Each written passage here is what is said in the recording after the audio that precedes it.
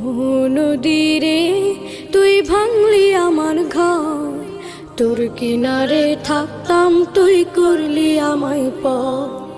আপন বলে ভেবেছিলাম আশুক যত ঝড়, তোর কিনারে থাকবে ভালো আমার ছোট্ট ঘর। আপন বলে ভেবেছিলাম আশুক যত ঝড়, তোর কিনারে থাকবে ভালো আমার ছোট্ট ঘর। কিন্তু এমন করলি কেন বল, আমার সাথে করলি বড় ছল।